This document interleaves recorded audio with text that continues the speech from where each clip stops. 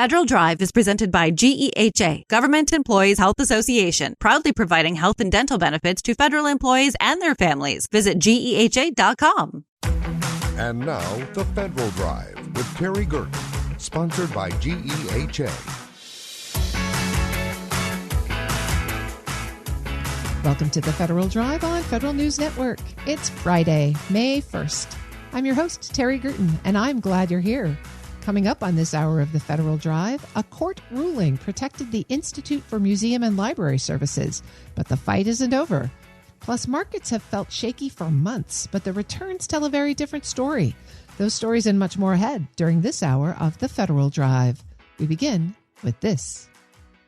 The Department of the Navy is one of the biggest users of the Defense Department's GenAI.mil platform. The Navy designated the generative artificial intelligence tool as an enterprise service in just 5 days after evaluating it. It also told all employees to use it for controlled unclassified information and impact level 5 data by April 30th, or yesterday. But just giving sailors, Marines, and civilians access to the large language models and saying use it without any training is not a recipe for success.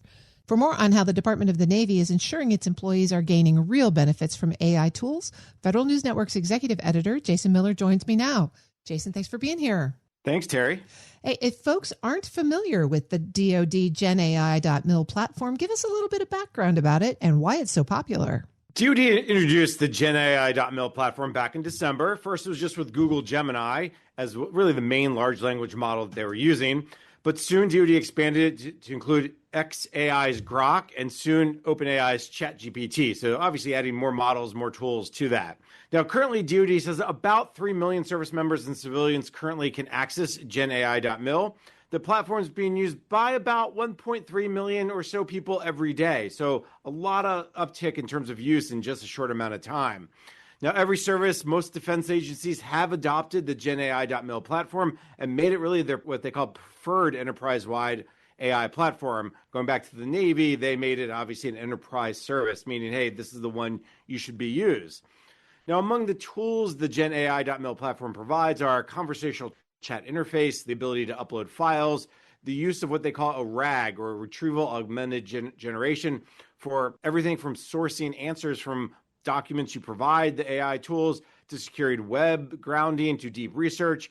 And it allows users to really organize conversations that have, if you will, persistent chat history. So, Terry, if you and I talk every day, it can organize our conversations. So, oh yeah, I remember I told you last week I'd get you that thing. So it's really it's automating a lot of those mundane tasks, but also for deeper research. Beyond just putting it out there and telling people to use it, how is the Navy preparing people or setting guardrails? Exactly. If you just say build it and hope people will come, as we know that never works well with technology, especially when you talk about this emerging technology where, hey, not everyone's familiar with AI tools, especially generative AI tools. Now, the Navy, to that end, issued a memo back in March. They're saying, hey, here's a bunch of free AI training resources that are available across DoD. Everything from, hey, we have GenAI.mil training to naval-based LinkedIn learning to Google skills training, because then Gemini was one of the first platforms available.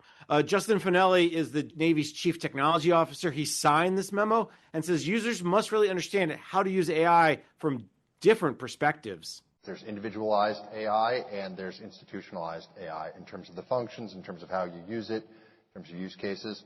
And institutionalized is your better bang for the buck, but individualized, you need people using it to get to level 2 and level 3.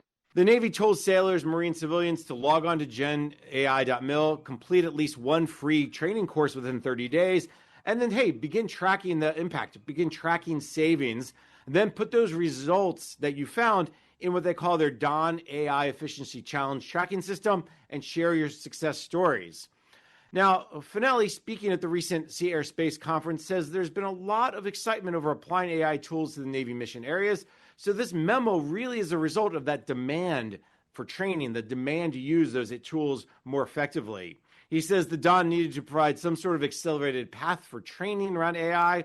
So the Chief Information Officer's office goal is to really remove friction around AI. And what he says, create a path for sailors, Marines, and civilians really to run down toward the AI tools. Now, it's been also very helpful for across the Navy that senior leaders from the secretary on down have really been leaning in forward on saying, hey, use these AI tools.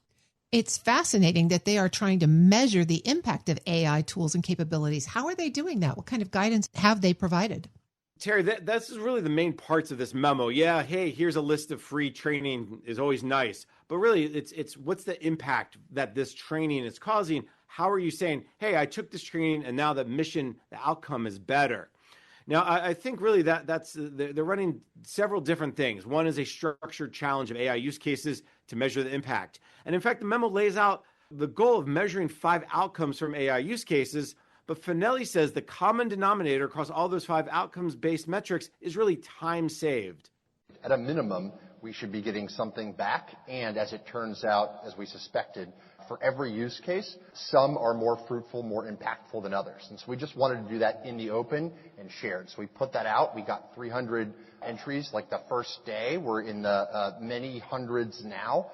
And we have ultimately kind of lists of or groups of unleashed champions who are then collaborating within our dashboard and within the larger scoreboard. Here is the highest impact use case. Here's how we scale those as kind of enterprise things that everyone can use. And we're going to raise that up at the institutional level next. Finelli says the Navy already is measuring the savings in millions of hours saved without losing any effectiveness in just the first few months of the widespread use of the AI tools. Finelli says as well that, these are very well-known metrics across industry. He says a lot of them are used to evaluate the technology itself, basically the idea of what are the outcomes for the effort that you're putting into the technology. He says now they're just applying really a lot of these same concepts to AI. So they're not these brand new metrics that they just ginned up over because, oh, look, now it's AI. They're taking something that already exists, that's already well accepted, and say, okay, how can we apply it to AI? I think that's really what's new. The Navy's memo outlines the steps for mission and business owners to follow, like establish baselines without AI, track the performance, like time to completion when using AI tools compared to not using AI tools, evaluate the quality of the work. This is really important because the Navy says time savings without quality maintenance is not true efficiency. And I think that's a really good reminder in the memo. The other things the Navy is doing is using gamification and hackathons as part of this effort, creating a collaboration room online to bring people together with similar interests. Finelli says the Navy is teaming up also with the Defense Innovation Unit on a structured challenge. The Marine Corps, as an example, rolled out an innovation challenge where they're asking Marines at the edge to tee up their highest impact activities and send them forward. Marines are also being given bonuses for their ideas that have the most impact. So not only are you saying, hey, here's a challenge, but hey, here's a little extra incentive to come up with these ideas and to show us how they're making an impact. Finelli says over the last few months, the Don will roll out a scorecard to monitor progress of these use cases as a way for to help them to decide which use cases are ready to expand to more users. This sounds like a fascinating enterprise-wide approach across the whole Navy, but it also doesn't sound like it's necessarily unique to the Navy. Could anybody take a similar approach? Terry, you're absolutely right. Finelli says the Navy's approach really is just based on best practices they're seeing across not just the government, but really industry itself. The Navy already is sharing a lot of these initial lessons learned and their approaches with other agencies to demonstrate how they're collaborating and scaling AI tools. And let's just take the Coast Guard as an example. They're taking a very similar approach based on those industry best practices, those metrics, especially time saved. At Sea Airspace, Brian Campo, the Coast Guard's chief data and AI officer, says the service set up a transformation office in 2025, developed an automation plan. Now, he says after a few minor studies, some analysis, they came up with a metric called minutes on mission. Now, Campo says the Coast Guard has 3 related metrics. We look at how quickly we can get that capability out. So how quickly can we give an automation to somebody? We're thinking about how can we scale that out to more than one. So that's a second dimension. But the only one that we really care about is minutes on mission. And so how has that automation, how has that function, how has that transformation, how has that put that person closer to the mission? How has it created more opportunities for that person to be in the mission? And how has that function created more operational capability, things that we didn't even think about before? Campo says the Coast Guard estimates that between 30% and 50% of any one person's day is really taken up by administrative tasks. And of those administrative tasks, they believe 50% to 70% of them can be automated. We think we can put 15 to 20% of people's time that is not the mission they signed up for. It's not the reason why they joined the Coast Guard. It's not the thing that they're passionate about. We can take 15 to 20% of their day and put it back into minutes on mission. And that is truly what we're trying to figure out is what are those outcomes? Now, Terry, this is just one example of the Coast Guard, kind of looking at their metrics, saying, how can we measure the impact? I think really what the goal here from the Navy, the Coast Guard, no matter who it is not just to make, hey, let's use AI because it's the shiny object. It's really how it's impacting outcomes and how to measure those outcomes of your mission. And I think that's really what this Navy memo, what the Coast Guard efforts are really trying to get to. That's Federal News Network's executive editor, Jason Miller. Jason, thanks so much for sharing this exciting progress with us. Well, my pleasure, Terry. You can find his story at federalnewsnetwork.com. Up next, a court ruling protected the Institute for Museum and Library Services, but the fight isn't over. This is the Federal Drive with Terry Gerton on Federal News Network. Tune in Tuesdays at 10:30 a.m. and 2:30 p.m. for the Innovation in Government Show, sponsored by Carasoft. Hear from the industry leaders advancing the technologies shaping how agencies modernize secure operations and deliver better services. Innovation in Government covers what is changing now, what is working from cybersecurity and cloud to data, AI, and emerging technologies. Listen to Innovation in Government, Tuesdays at 10:30 a.m. and 2:30 p.m. on Federal News Network. Search Innovation in Government.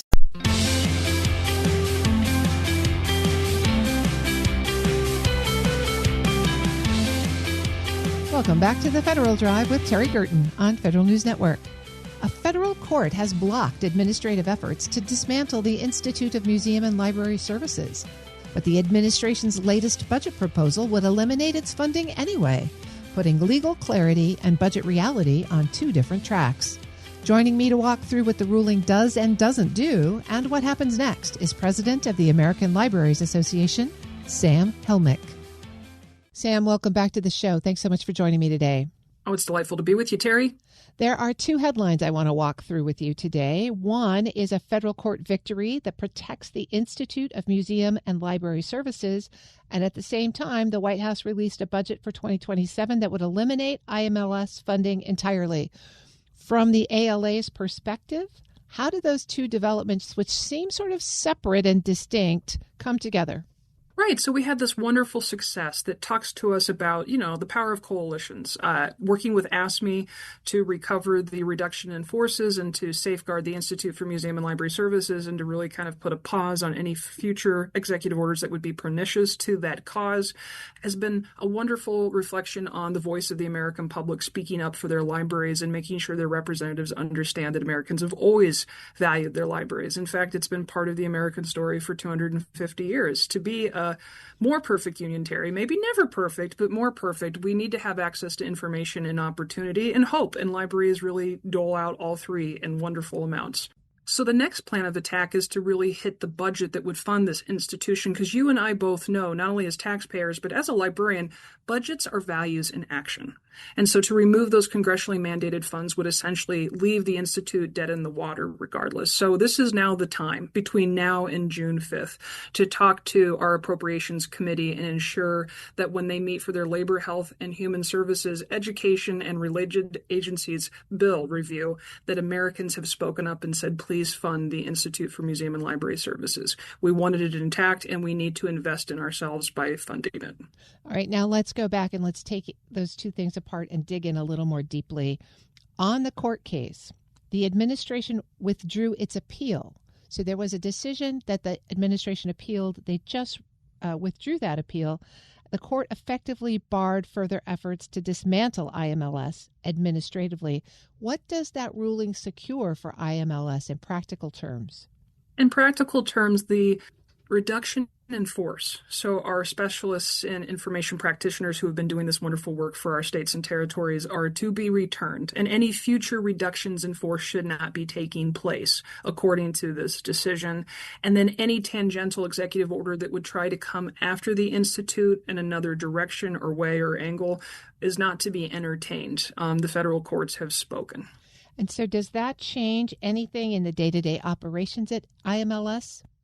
I'm desperately hoping so, because we rely on it for so much. I'm really excited about folks being able to add that human capacity to the grants that have been released to universities, schools, and studies through the Institute for Museum and Library Services. But they're also the one-stop space for all of the data that we track about American libraries. How many folks walk into our doors, hop on our bookmobiles, attend programs, and circulate. Our state libraries and commissions report this information to them, but we still have to have minds process that data and give us the context about what that means in terms of Americans using information spaces in the information age. Now let's go to the budget. We mentioned up front that the administration has proposed a zero budget for IMLS for 2027. What does a budget for IMLS typically include?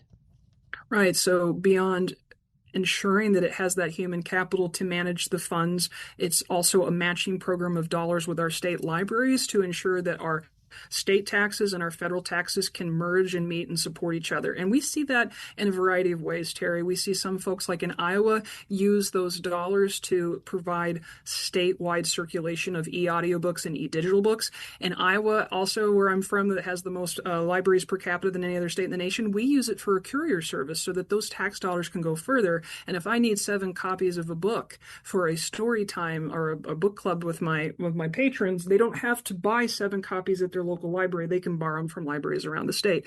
And so those dollars are helping the human hearts process the data, help folks on the ground in libraries that are serving their communities, but it's also bringing dollars through matching programs into local communities in order for them to best serve their libraries, however that really needs to be met. I'm speaking with Sam Helmick, president of the American Libraries Association. So Sam, the budget battle with the Trump administration started in Trump 1, right? Yes. Absolutely. It was always zeroed out. And so it was difficult to argue for more when you had to argue for any or same. And I remember feeling some fatigue and actually maybe teething my advocacy chops as a librarian back then, because I've always loved awareness work and enfranchising the American public to know what's available to them. So I'm a marketer, but as the administration started to zero out that budget, I realized that sometimes awareness becomes advocacy if the environment is pernicious to library communities.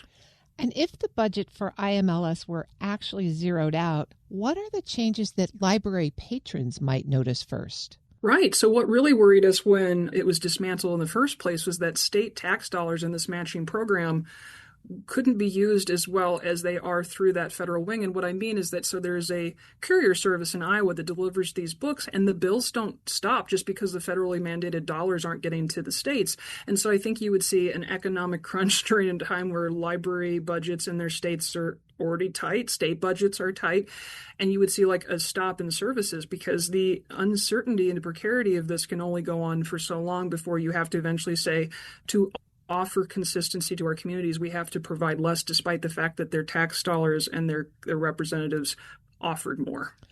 And people think about libraries and books, but libraries are so much more woven into the fabric of community life these days.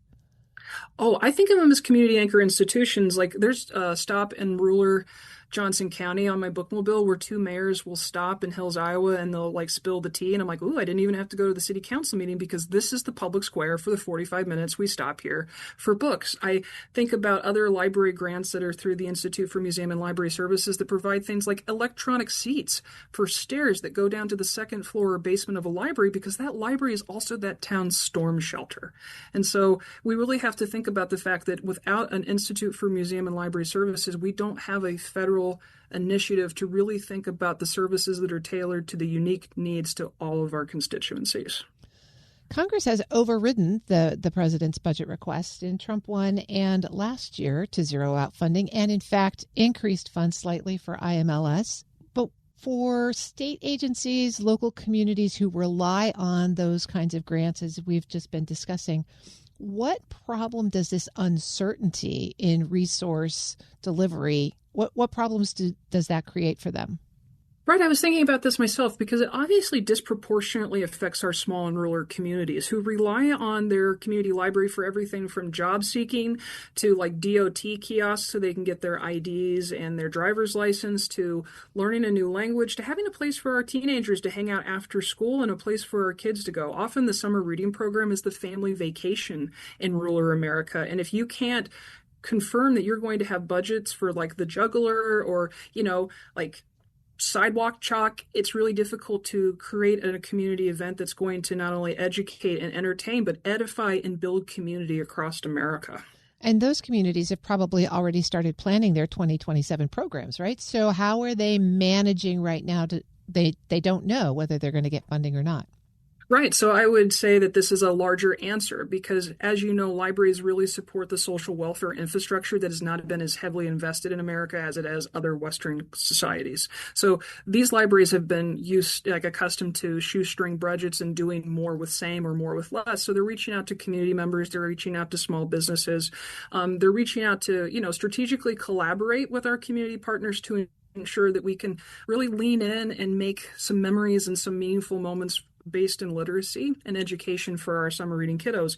But we've been doing that work because despite living in an information age where it's really necessary for entrepreneurial development, civic engagement, and probably national security to have an informed constituency, libraries continually at the local, regional, and federal level are not as invested in as I think would probably be useful in this age.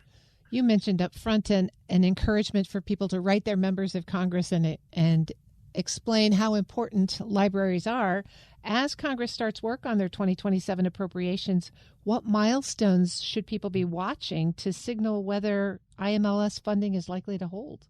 Well, I really appreciate the fact that the American Library Association at ala.org/advocacy has a section called Fund Libraries, and it is published. The Appropriation Committee Chairman Tom Coles released the schedule for the steps that will happen. So I really would appreciate if folks would take a look at that and remind themselves that they can tell their wonderful library stories to their representatives all throughout the month of April and May as we kind of come into those June deliberations.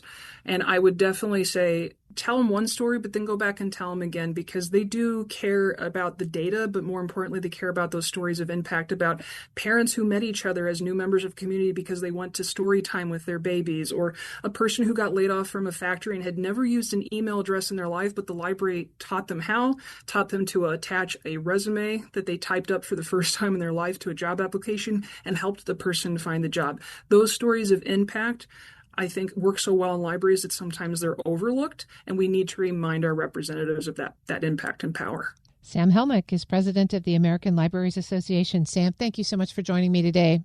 You too, Terry. We'll post this interview at federalnewsnetwork.com/Federal Drive. Subscribe to the Federal Drive wherever you get your podcasts. Still to come, how shared experience plays a role in helping people reset under sustained stress. But first, markets have felt shaky for months, but the returns tell a very different story. You're listening to the Federal Drive with Terry Gerton on Federal News Network.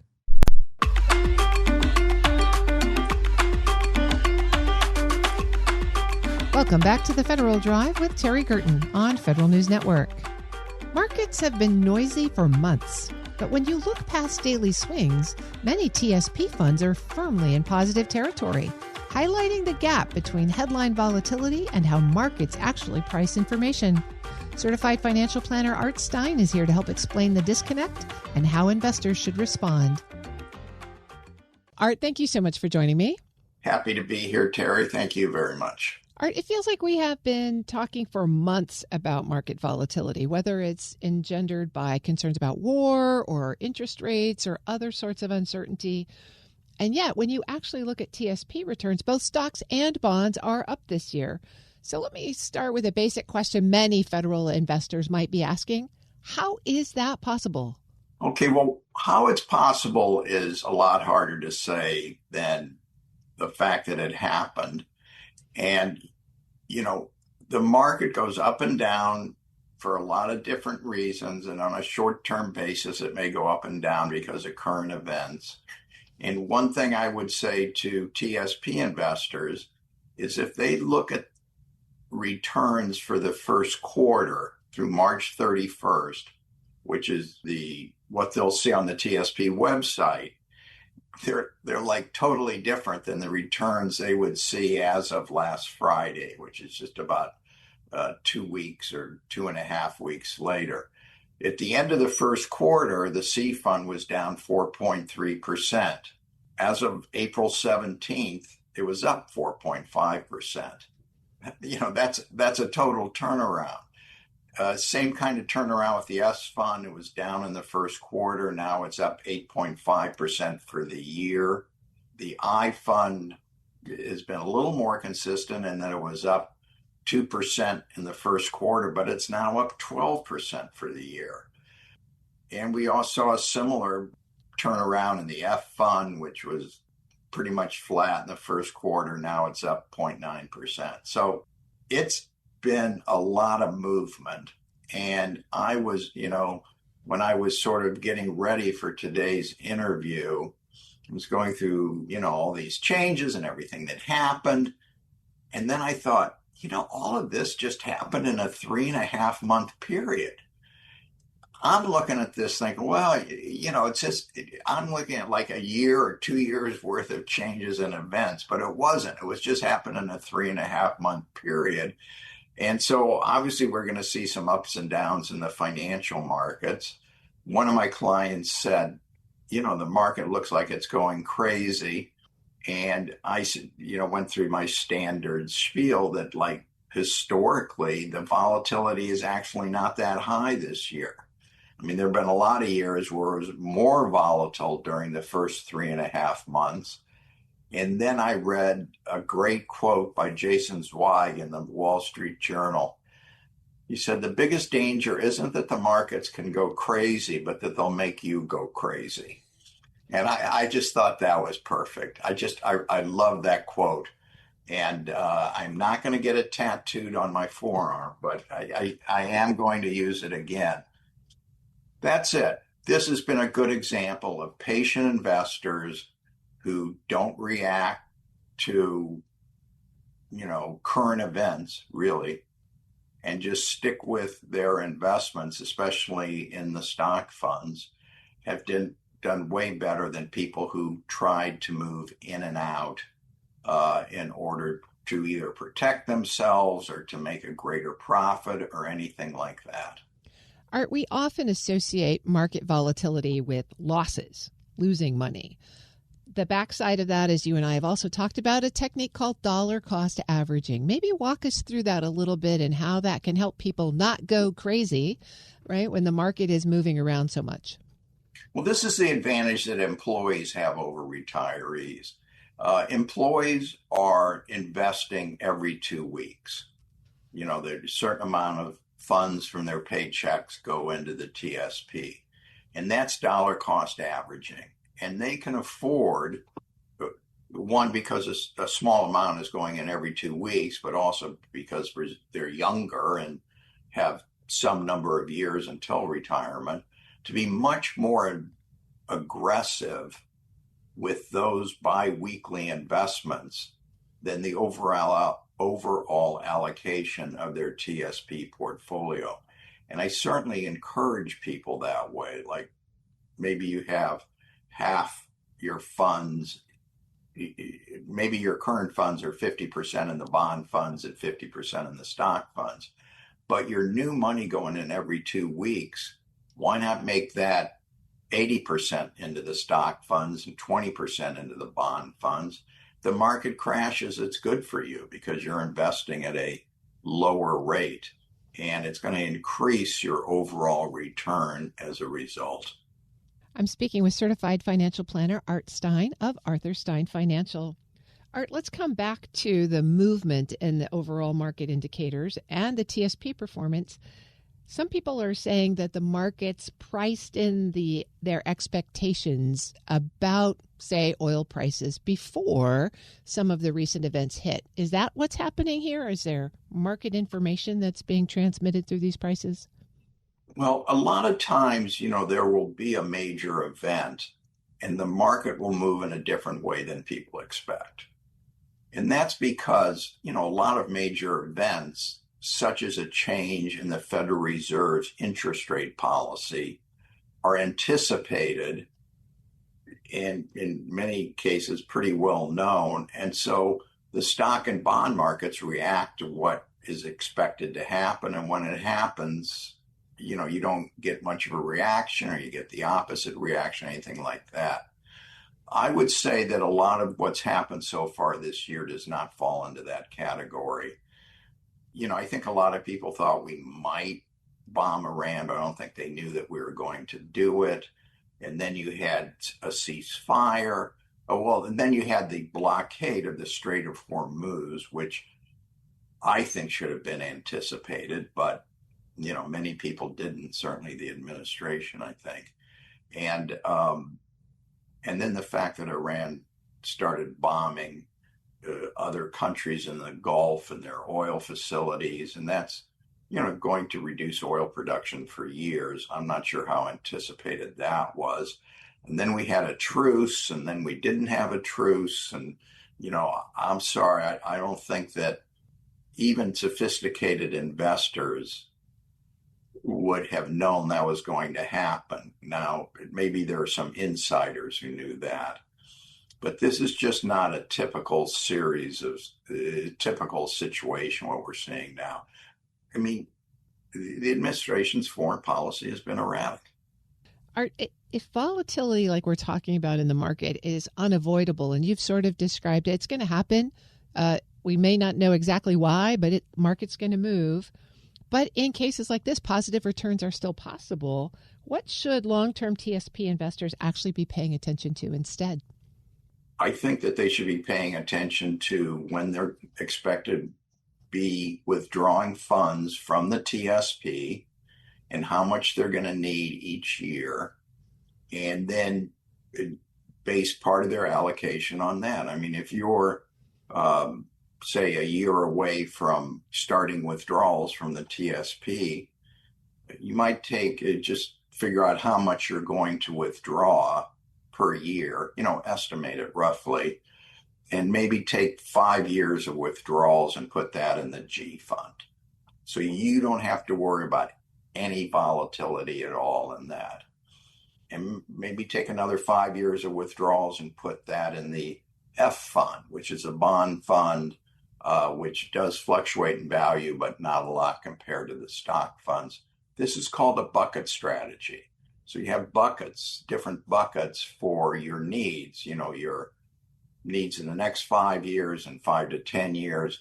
But then for the money that you need to spend in the next 10, 20, and 30 years, I think you need to concentrate that into the stock funds. I mean, historically, it was only the stock funds that increase purchasing power over long periods of time, taking into account taxes and inflation. And, if you're retiring at 65, I mean, please assume that you're going to be retired about 30 years. Not everybody will be, but lots of us are going to live to 95 or above because we don't know which one of us is going to. We all need to prepare for that. And if you die with money in the bank, you're not going to worry about that. But if you live without any money, if you're still alive when your TSP funds and other investments are exhausted, you are a miserable person. I've been speaking with certified financial planner Art Stein of Arthur Stein Financial. And Art, I really appreciate your clear-eyed reality and your wise guidance. Thank you, Terry. We'll post this interview at federalnewsnetwork.com/Federal Drive. Listen to the Federal Drive on your schedule. Subscribe wherever you get your podcasts. Coming up next, how shared experience plays a role in helping people reset under sustained stress. This is the Federal Drive with Terry Gerton on Federal News Network.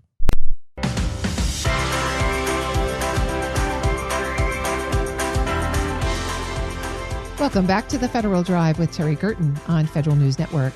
Sustained stress is a reality for many veterans, first responders, and federal employees. New data from the Veteran Tickets Foundation looks at how shared lived experiences help people reset and reconnect, particularly when formal systems move slowly or unevenly. Federal News Network's Eric White caught up with the Chief Strategy Officer for Veteran Tickets Foundation, Steve Weintraub, to get more insight.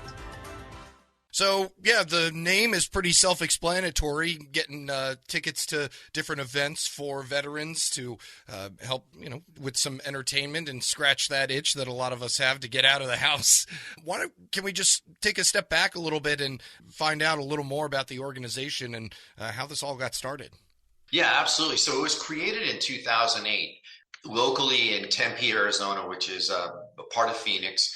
And our founder, Navy veteran, Mike Focaretto, he created the organization. It was his brainchild. And our mission is give something to those who gave. He was at the Super Bowl in Glendale in 2008 and with his buddy who's a veteran, and they noticed that there was a lot of empty seats at the Super Bowl, and he was working on a community project, and he bumped up that project to where it's like, hey, we need to be thanking our veterans and service members, and if we can do that by sending them to events as a way to thank them for their service and sacrifice, make up for that lost time. That was his mission. And since then, we've grown exponentially. And yeah, you all just did a sort of impact study to find out if what you're doing is working. And I'm sure that there's positive feedback all around. But what can you tell me about what you all received as far as feedback and just what it means to help out people who may not be able to afford a Super Bowl ticket? Yeah, and our impact study was actually administered by a third-party organization, so it was external, and they surveyed over 1,600 of our Vet Ticks and First Ticks members and asking them different questions about, attending live events with their family and friends and the impact it has on their relationship, on their well-being, and just overall, mental fitness. And the study, the results were that by attending these live events with family and friends, it actually helps them with their well-being and their relationships. And so the more of these live events they attend, the higher the scores were. And look, we know that a lot of veterans, a lot of service members don't like crowds. They don't like going out. But what we've also gleaned, though, through this study is that actually helps them with their isolation, with their resiliency, with their reintegration. Yeah, that's the point I wanted to touch on, because not that it's I wouldn't necessarily call it a cliche, but not a lot of veterans like to, toot their own horn or stick their head out to, put themselves out there like that. But, during the game, I've been to them where they take a moment to pause and everybody stands up and gives the due applause to them. What does that part of it mean to a lot of people who, like I said, don't necessarily want to try to look for a thank you, but it does, I'm sure, help knowing that people recognize their sacrifice? Yeah, that's a great observation, because a lot of times, these veterans, they don't want to be in the spotlight, and I'm the same way. But from a recognition standpoint, because I'm not speaking for all veterans or all service members, but when you leave the military, when you leave service, a lot of veterans, they lose their sense of purpose, and it's a challenge. So when at these events, if there's a moment to recognize their service, that's a great thing. And for us at Vet Ticks and First Ticks, we don't use them as props. It's, hey, go to the event with your family, your friends, have a good time, relax, de-stress, unplug, and that's it. We're not asking you to be showcased and things like that. And if that donor at that event, they want to recognize you, even better. We're speaking with Steve Weintraub. He is the Chief Strategy Officer for Veteran Tickets Foundation, or Vet Ticks. And yeah, that sense of community that helps build as well. I've done it in my work and in my personal life, where you introduce one veteran to another and all of a sudden it's like you built a friendship for life. I imagine that a lot of connections have been made just from having to sit next to a person who may have served in a different branch or a different area. Have you seen positivity on that standpoint as well? Yeah, absolutely. Because the cool thing, again, about our program is that, these tickets are donated, and they're donated by teams, leagues, performers, promoters, venues, private donors that have season tickets that they're not going to use. But a lot of times these tickets are in the same sections, rows, blocks. So whether you realize it or not, you're sitting with other veterans, service members, first responders. So you're like, hey, that dude, he kind of talks like me, kind of acts like me. And then it's like, oh, Yeah, we're in the vet tick section. So you're sitting among your tribe, whether you realize it or not. And a lot of times that gives them, again, that sense of brotherhood, sisterhood, and they let their guard down a little bit more because, again, it's like, hey, we wore the same cloth, maybe not in the same service or whatever, and we may not be rooting for the same team, but again, there's that bond instantly. Yeah, and not to overblow the importance, because obviously the needs are many, but those that are going through a troubling time as veterans, this could be something to kind of build on, to look forward to, like I said, help build that sense of community. You all did in the survey ask about the improvements towards mental health and how these sorts of events can aid in that capacity. Just anything you can add on that. Yeah, look, and there's no panacea sometimes for these challenges that veterans or other people have regarding isolation or resiliency, building bonds and things like that. But this is our way of helping with that. Give something to those who gave, and this is how we can give back. And when they're at these events, if they start talking to the person next to them or in front of them, behind them, and building those bonds. And we have seen that through our over 2.5 million thank you testimonials, how it's helped them build new relationships with people, with complete strangers, when they walked in the building. And when they walked out, again, they're making plans to meet up again for something new. Let's take a moment to also acknowledge the generosity of those that do donate tickets and the organizations that you all work with. We're located here in the D.C. region. I'm sure that there are plenty of people that have tried to work with you all. Who among them are there?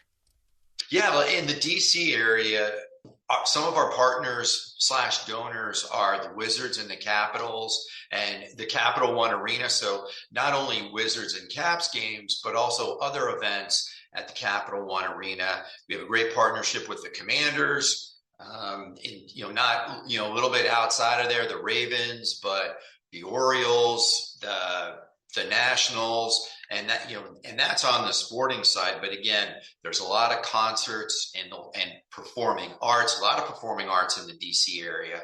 So we get a lot of our donors are in performing arts, family events, things like that. So there's really and you never know. You sign up, you create an account, you get notified of events in your local area, and you just never know what events are going to pop up. And you don't know where your seats are until you download your tickets. So they might be, courtside or against the glass, or they might be up in the rafters. You just never know. Yeah, my son's a big Monster Jam fan, so I believe I saw you all at the most recent Monster Truck event.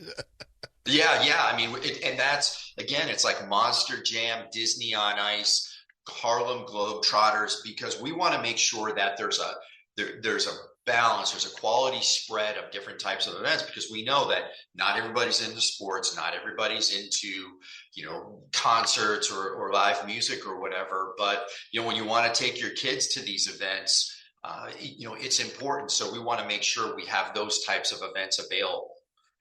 Let's get the word out here for folks that may want to join up to see if they can get some tickets to events, and anybody who would like to help get involved and help the organization. Yeah, absolutely. And it's free to sign up at vettix.org, vettix.org. And if you're currently serving military, that includes Guard and Reserve, or an honorably discharged veteran, you're eligible. On the first TIX side, 1sttix.org, if you're a first responder, if you're a federal first responder, state, local, municipal, same thing. You're eligible. You sign up, you create an account. It's free to join, and then you get notified of events in your area. It's that easy. Steve Weintraub is Chief Strategy Officer for Veteran Tickets Foundation. Thank you so much. We'll post this interview at federalnewsnetwork.com/Federal Drive. Subscribe to the Federal Drive wherever you get your podcasts. New essay questions on many federal job applications asking candidates how they would advance the Trump administration's policies are optional, according to the Office of Personnel Management.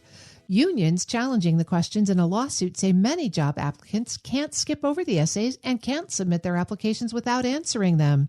The questions are appearing on a growing number of federal job applications, and Federal News Network's Jory Heckman is here with more.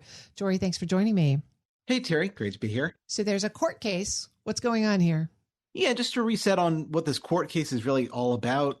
Last year, around May 2025, after probably the most intense wave of firing probationary employees and going through reductions in force at many agencies, the Trump administration and its Office of Personnel Management released a merit hiring plan. And this was focused on going forward how the Trump administration was going to recruit and retain federal employees for the jobs that they still consider to be important to the work that they were trying to do. And as part of that merit hiring plan, OPM said that a lot of federal job applications on usajobs.gov would include these 4 short essay prompts. And 3 of the 4 were pretty tame. They talk about the federal employees, federal job candidates' devotion to the Constitution, their commitment to the Constitution, and how they see this role being essential to that, work ethic, and also how they plan to promote government efficiency. But there is one question here that really raised objections from several federal employee unions, and that's the thrust of this lawsuit. The essay question that they're most concerned about here asks candidates how they would advance the president's executive orders and policy priorities, and to name 1 or 2 executive orders or policy initiatives that are significant to you, the candidate, and how they would implement them if they were hired. Unions say that this amounts to a loyalty question, that this is really vetting the candidate's loyalty to the Trump administration, not to the Constitution, which is what federal employees are swearing an oath to do. They uphold the Constitution, not any one presidential administration. And so this lawsuit is challenging the inclusion of these questions, asking them to be taken down. In addition to their objection to that 4th question, what are the unions now claiming about the process? Yeah, so one of the attorneys representing these plaintiff unions recently submitted to the docket several job applications that he went through for several different federal jobs across the spectrum here. He applied for an assistant U.S. attorney position at the Justice Department, an OSHA position, and a clinical psychologist position for the Defense Health Agency.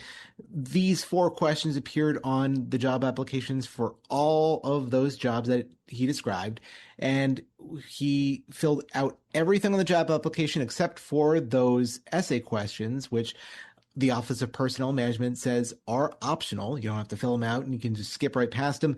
But when he went to click submit, he was told that there were still required fields on the application that he still needed to fill out.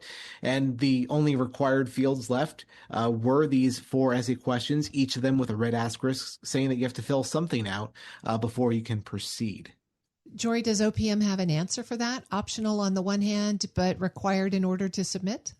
OPM's longstanding guidance on this pretty soon after that merit hiring plan was released has been that this is just one piece of the candidate's overall application, that the essay question is not meant to screen out people. They explicitly say that people in charge of the hiring decisions shouldn't treat these essay questions as a political litmus test for candidates. And if candidates don't wish to answer the question, then they can choose not to, and they won't be disqualified or screened out. So OPM's position all along has been that these essay questions are optional. And I did hear from an OPM official who spoke to me on background for the story. That official said that USA Staffing, OPM's talent acquisition service, that there are options on the back end of that system whenever there's a job application, and that you can apparently toggle things to be required or non-required.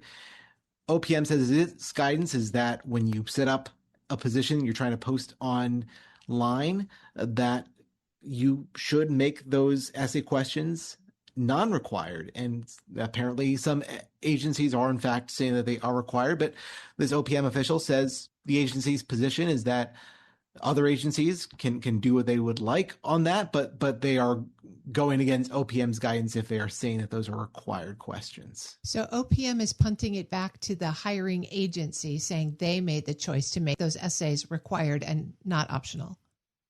That's basically it. OPM says it has set its guidance advising what agencies should do, but the hiring agency is the final word on this. You mentioned this one case, this one individual who had this experience. How prevalent are these questions across the federal job space? They're spreading more and more frequently. The plaintiff unions, they've set up a web scraper of sorts, and they've been using that as their foundation for data points they've been submitting. And according to that web tool, they believe that about 33,000 job applications so far since the merit hiring plan was released last spring, that 33,000 of these job applications have these questions. That's roughly about a quarter of job postings we've seen in that period of time. However, some agencies are more prevalent with this than others.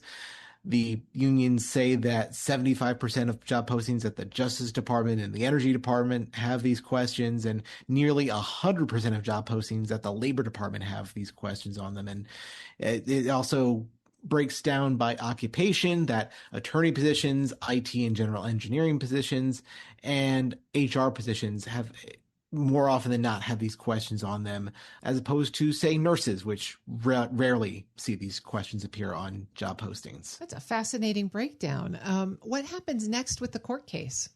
So this is all being deliberated before a U.S. federal court in Massachusetts. There were recently oral arguments in this case, and the judge has taken those arguments into consideration. There is pending before the judge a request for a preliminary injunction from the plaintiffs, asking the judge to temporarily block these questions from appearing on applications while the case continues to move forward.